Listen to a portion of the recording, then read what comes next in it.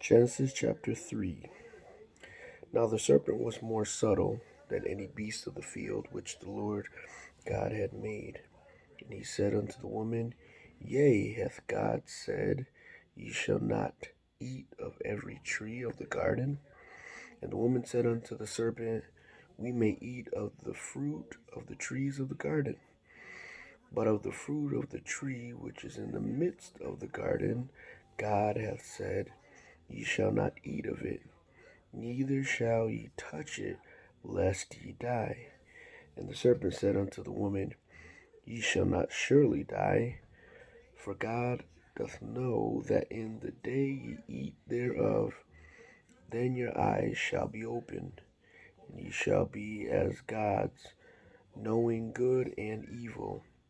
And when the woman saw that the tree was good for food, and that it was pleasant to the eyes, and a tree to be desired to make one wise, she took of the fruit thereof, and did eat, and gave also unto her husband with her, and he did eat.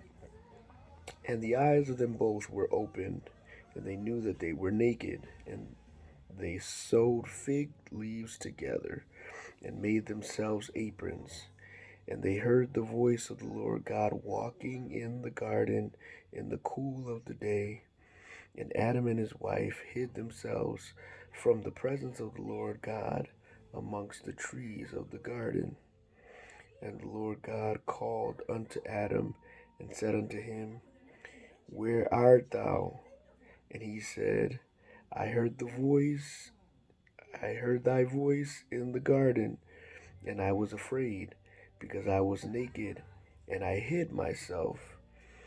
And he said, Who told thee that thou wast naked? Hast thou eaten of the tree whereof I commanded thee that thou should not eat?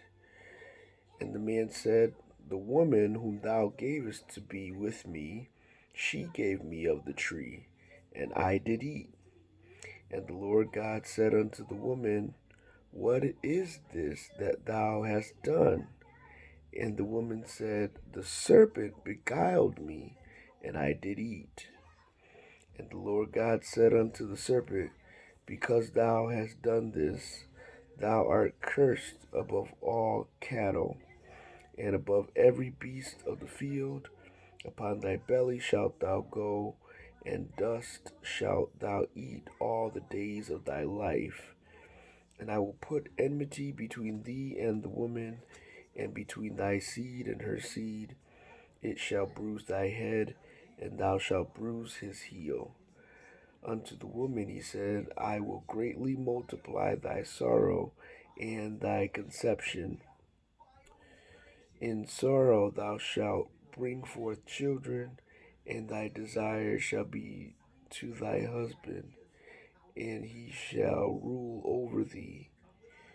And unto Adam he said, Because thou hast hearkened unto the voice of thy wife, and hast taken of the tree of which I commanded thee, saying, Thou shalt not eat of it, cursed is the ground for thy sake. In sorrow shalt thou eat of it all the days of thy life. Thorns also and thistles shall it bring forth to thee. And thou shalt eat of the herb of the field. In the sweat of thy face shalt thou eat bread, till thou return unto the ground. For out of it wast thou taken, for dust thou art, and unto dust shalt thou return. And Adam called his wife's name Eve, because she was the mother of all living things. Unto Adam also and to his wife did the Lord God make coats of skins, and clothe them. And the Lord God said, Behold, the man is become as one of us, to know good and evil. And now, lest he put forth his hand and take also of the tree of life and eat, and live forever. Therefore the Lord God sent him forth from the Garden of Eden to till the ground from whence he was taken. So he drove out the man, and he placed at the east of the Garden of Eden cherubims and a flaming sword which turned every way to keep the way of the tree of life. Genesis chapter 3.